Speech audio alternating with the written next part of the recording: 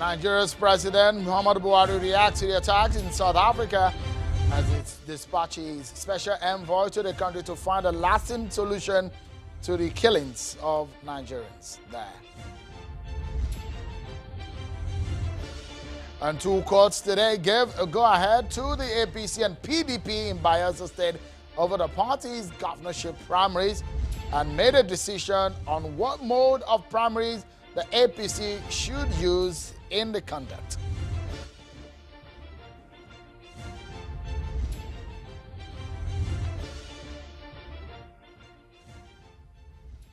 Hello everyone and welcome to the program. This is Politics Today live on Channels Television.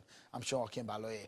Not so much of good news today considering the attacks on Nigerians in South Africa and some of the reactions trailing it in Nigeria. From what we understand, reprisal attacks, not a good one. We shall be discussing that tonight on the program and what the Nigerian government is doing to stem that tide. Let's first tell you about the governorship primaries in Bayelsa State and Kogi State. Well, in Bayelsa State, there's been a lull about that and what it's gone to the law court, to the legal bottlenecks.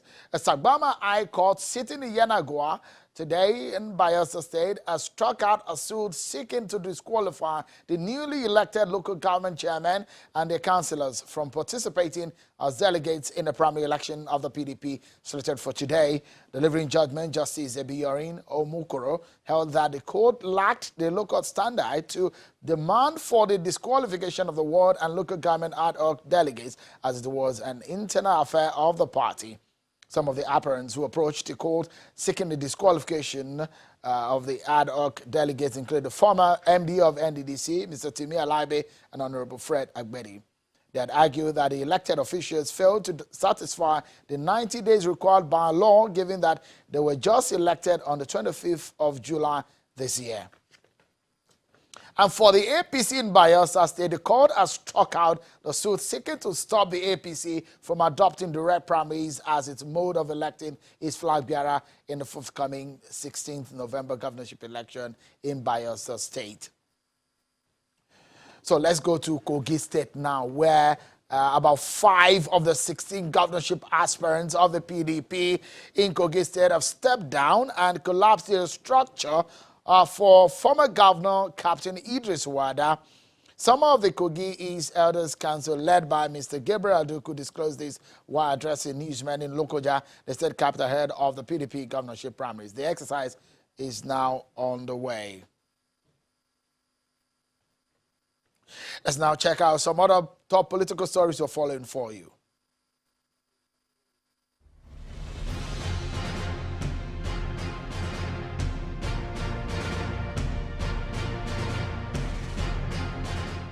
What you see on your screen is an exchange of blows by supporters of APC and PDP at the premises of the Governorship Election Tribunal sitting in Bauchi State. The outbreak of scuffle followed after the two rivals shouted at each other at Tuesday's sitting, which was disrupted and compelled to an abrupt break after the police fired tear gas to disperse the crowd. The Bauchi State Governor made an appearance for the first time at the tribunal as the PDP opens its defense in a suit filed by the APC and former Governor Mohammed Abubakar challenging the outcome of the 2019 general elections. The People's Democratic Party in Akwa Ibom State is reacting to a recent media statement by the All Progressives Congress APC, accusing the traditional fathers in the state of meddling in politics. The publicity secretary of the party in the state, Barrister Akinyemi, says the statement was an unnecessary attack on the traditional institution. We cannot continue to deprecate our traditional rulers and expect them to be respected outside. The National Assembly Election Petition Tribunal sitting in Makodi, the Benue State capital, has upheld the election of former Governor Gabriel Soswan as the senator representing Benue Northeast District, while dismissing the petition filed by Mimi Orubibi of the All Progressives Congress challenging his victory. The three-man panel led by Justice A.O. Odugo dismissed the petition for non-compliance to Section 138 of the Electoral Act. Lobbies for political appointments in Plateau State have been warned to steer clear of Government House as all appointments have been concluded and just waiting clearance and confirmations from the State House of Assembly. Governor Simon Lalong gave the warning at the swearing-in of the Secretary to the Government of the State and the Chief of Staff at the Government House in Jos, where he also accepted to take full responsibility for political appointees and those that will serve in the State Executive Council. The Zamfara State Governor Bello Muhammad is reaffirming the commitment of his administration to ensure peace and security in all parts of the state. He says the government is more determined to sustain the prevailing peaceful atmosphere in the state through the instruments of dialogue and reconciliation. He appeals to residents of the state to team up with the government in order to reduce the menace of banditry and cattle rustling to the barest minimum.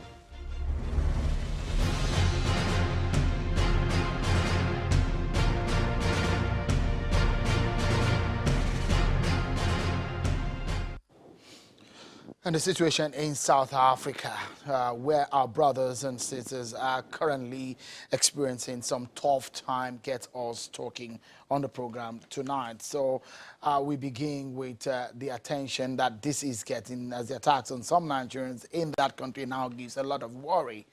Well, the President, Muhammadu Buhari, has reacted to this. The President has instructed the Minister of Foreign Affairs, Mr. Geoffrey Oyema, to summon the South African High Commissioner to Nigeria and get a brief on the situation. Expressed that Nigeria's displeasure over the treatment of her citizens and assurance of the safety of their lives and property. President Buhari has also dispatched a special envoy to convey to President Cyril Ramaphosa his concerns and also interact with his South African counterpart on the situation. The special envoy is expected to arrive in Pretoria latest Thursday, September the 5th, 2019.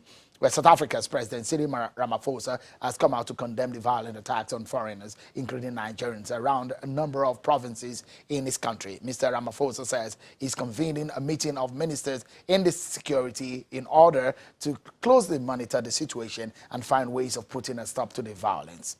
Well, the acting High Commissioner to South Africa from Nigeria says the attacks against Nigerians in South Africa, though unfortunate, but is not xenophobic in nature, but a rather sporadic acts of violence by miscreants taking advantage of a bad situation. This is coming as the Minister of Foreign Affairs says the killing of Nigerians in South Africa must stop and proposes the implementation of what he called early warning mechanisms as well as compensation for the victims of the attacks.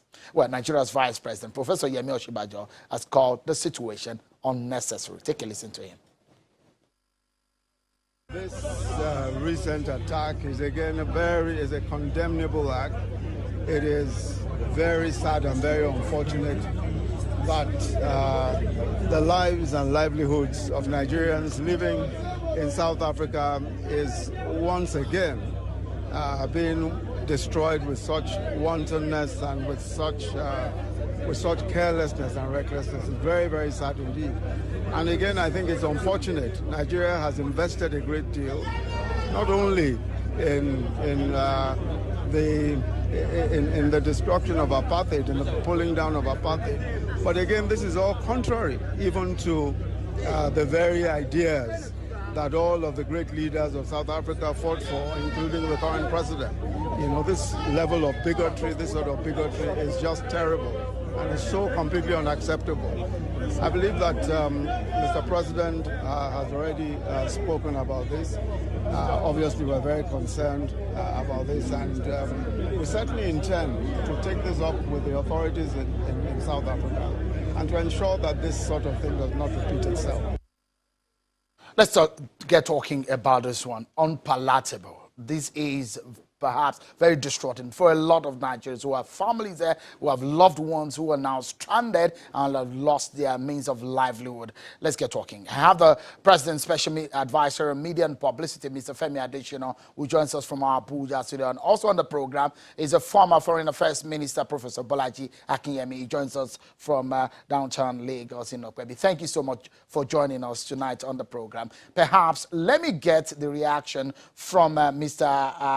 Adesina on what the president is talking. Of course, we got a statement from your office saying that the president had dispatched a special envoy which should arrive in South Africa on Thursday. But if you look at some of the reactions coming from eminent Nigerians and ordinary citizens across board, for example, the president of the Senate says, and I quote, "I believe we have faced enough. We will no longer take it anymore. The South African Parliament must act fast to put a stop to this menace." Listen to what the Senate Chief Whip, Odi Uzokalu, also said today, quote, if the South African government do not do more to protect the lives of Nigerians, there should be no reason to allow them to operate freely in Nigeria. All their enterprises deserve to be closed down. Mr. Adesina, for those who believe that they probably are expecting to hear directly, maybe but through a national address by the president on this situation, how would you react to them? Because some people have criticized that it's not only sending envoy to that country, it's about Nigeria taking a decisive and perhaps a stronger move on what has become a perpetual attacks on its citizens in South Africa. Thank you. Good evening, viewers. Well, I'll say this is sad. Sad for Nigeria, sad for South Africa, sad for Africa, and sad for humanity. It shouldn't happen. Like the Vice President said, it's unnecessary. It shouldn't have happened. But then, it has happened. It's condemnable. It's reprehensible. The President has spoken.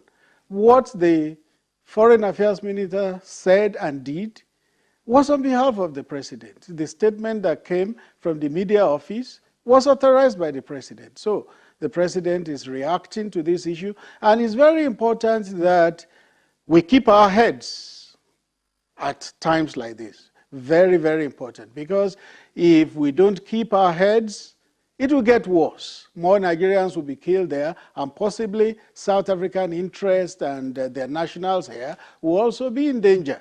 So it's very important that we keep our heads. The President has dispatched an envoy who should get there latest Thursday.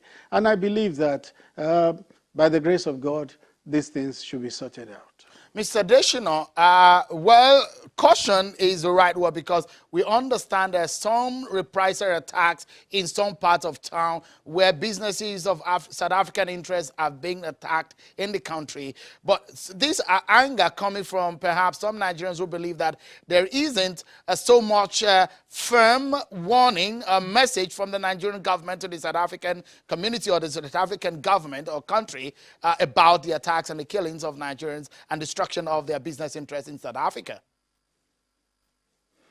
Yes, it's sad. It shouldn't happen that way. You know, there's a saying that an eye for an eye makes the whole world go blind.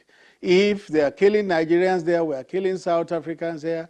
It's an ill wind that cannot blow any good. We should keep our heads. Humanly speaking, yes, we would want to react. We will want to retaliate. But very important that we keep our heads and let diplomacy still thrive and succeed on this matter. Let me go to Professor Bolaji Akinyemi. He's an experienced person in this. Perhaps when Nigeria came through for South Africa at some point in our history, Professor Akinyemi played a major role also. Professor, tell us the reaction and the action of the Nigerian government. How would you assess it?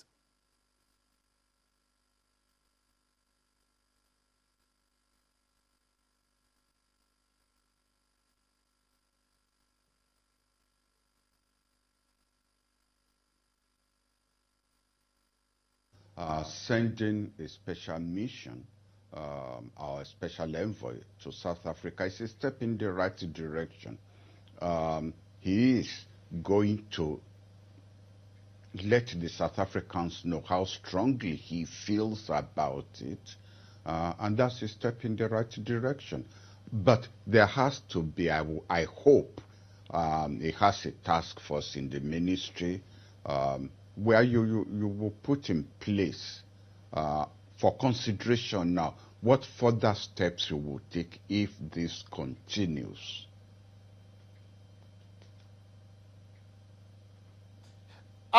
Again, I'd like to ask you, Professor, what would you suggest that the government of Nigeria should do to send a strong message in stemming the tide?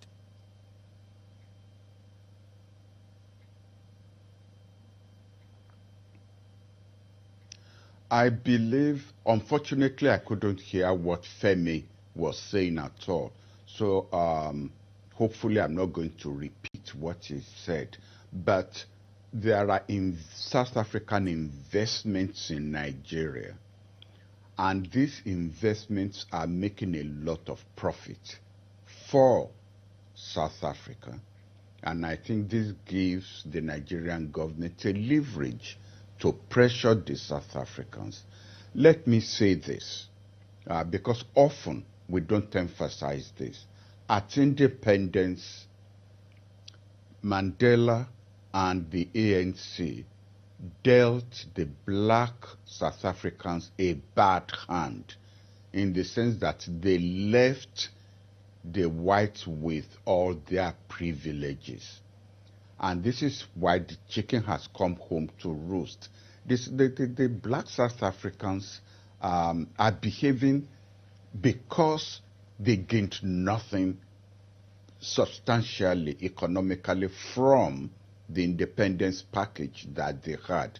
This does not justify their attacks on immigrants who have come there to invest. Prof, let me pause you for a moment. Apologies for that, because we need to take a break. But when we come back, we'll get from your experience and what should be done urgently by the Nigerian government and the Nigerian people.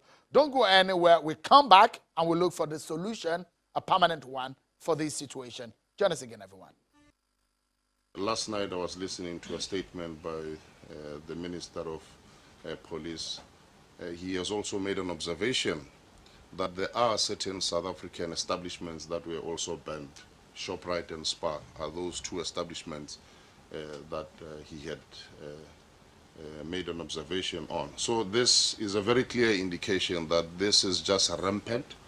This is sporadic, quite very senseless, especially for this to be happening, and it's a complete disregard for the law. But we do not have a lot of facts on the table to substantiate on many claims that have been made. But I can say without any shadow of doubt that what we are witnessing, or what is unfolding now in South Africa, are sporadic acts of violence, are sporadic acts of criminality. These are individuals who are taking advantage of the situation that we find ourselves in, and we condemn that. So, Moyo, these are not, to the best of our knowledge, acts of xenophobia.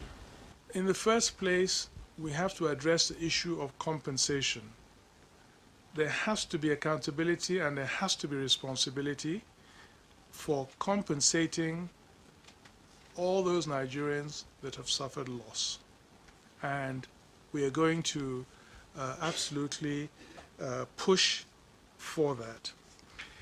And secondly, we believe that, but I will not go into that much detail on that, but that the two security forces, South African and Nigerian, we can have an arrangement where there will be cooperation on the ground in South Africa to arrest such events and occurrences.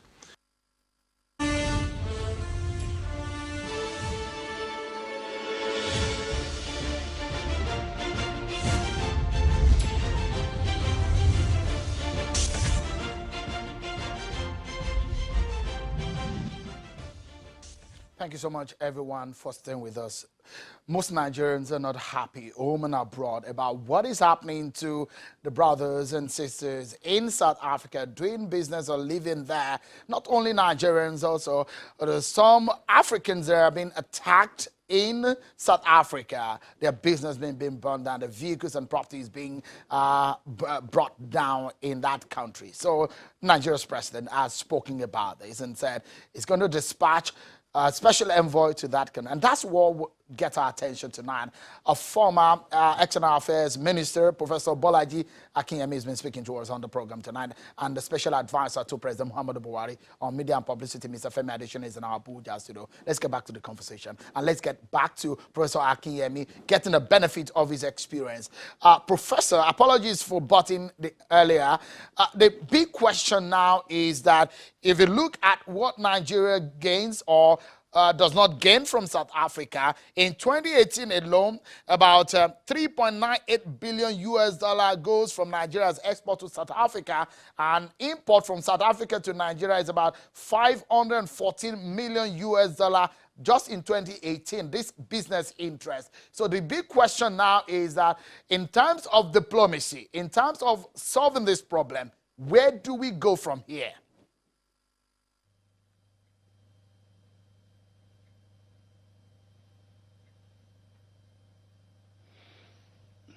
I mean, I think that the issue has to be taken very, very seriously. This is not sporadic. This has been happening consistently since South Africa became independent. And I can understand why Nigerians will feel that the South Africans are an ungrateful lot because of what we did, the sacrifices which we made for them. As I said earlier, there are South African investments in Nigeria that the Nigerian government could target. I am not advocating for once retaliatory violence. I'm advocating government action in terms of dividends, blocking of dividends, in terms of blocking influx of things coming from South Africa to ShopRite, in terms of what they can do to MTN and all the other investments. I mean, learn a lesson from Trump. You protect your own country by targeting the investments of people who are hostile towards you.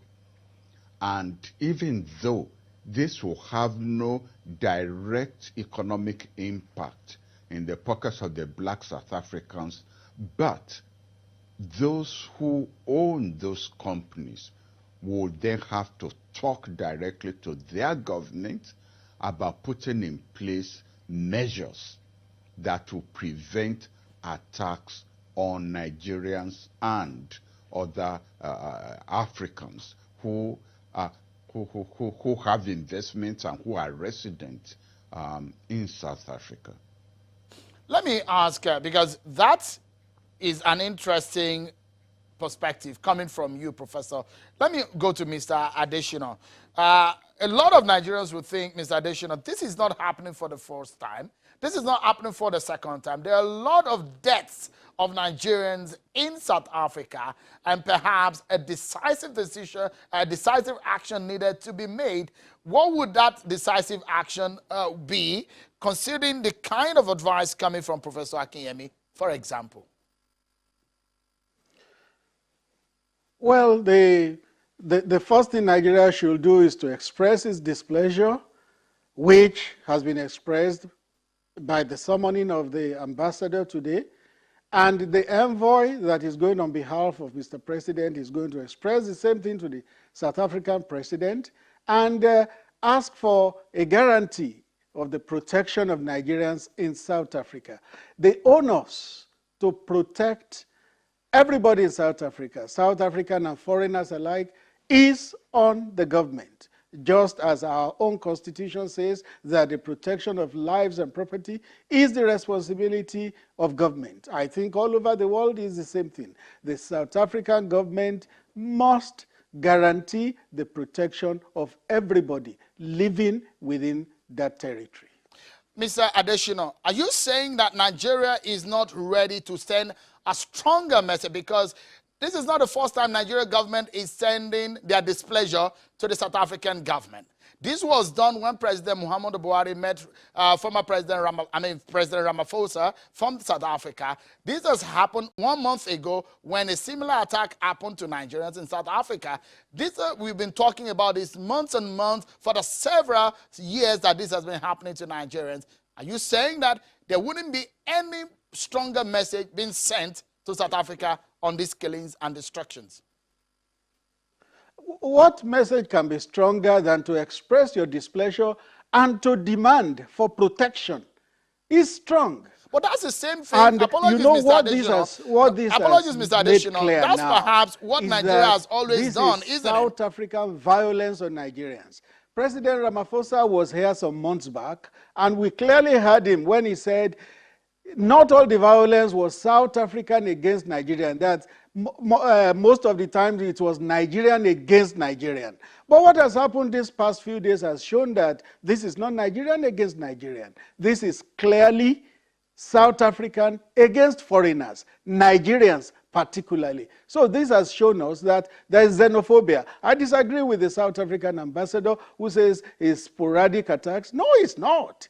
If it was sporadic attacks, why were South Africans not attacked? All right. It was targeted at foreigners, Nigerians particularly. But then, despite all that, we must keep our heads, demand for the protection of Nigerians as we have, and then, if this does not abate, stronger measures can then be taken, as Professor Akinyemi has advocated.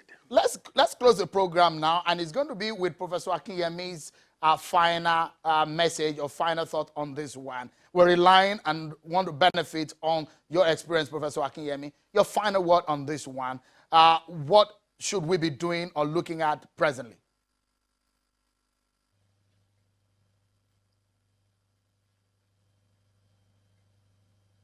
Well, this is not going to be the last time this is going to happen. As I said earlier on, it has been happening and it will continue to happen until South Africa itself sorts out its own domestic economic issues with its own citizens. But South Africa must be made to pay a price, and a heavy price too for that matter, if this continues.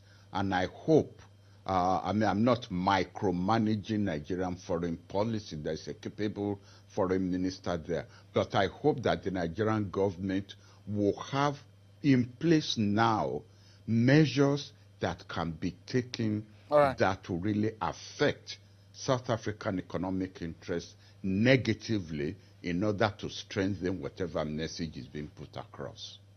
We sincerely thank you, Professor Bolaji Akinyemi, former External Affairs Minister. Thank you so much for your thought tonight. And Mr. Femi Adesina, thank you so much for coming on tonight. We do hope that no longer Nigerians will be killed in South Africa or their business interests be jeopardized for the sake of anything like that. Thank you so much, everyone, for watching. And we pray that wherever you may be, stay safe. That's our show. Many thanks for watching.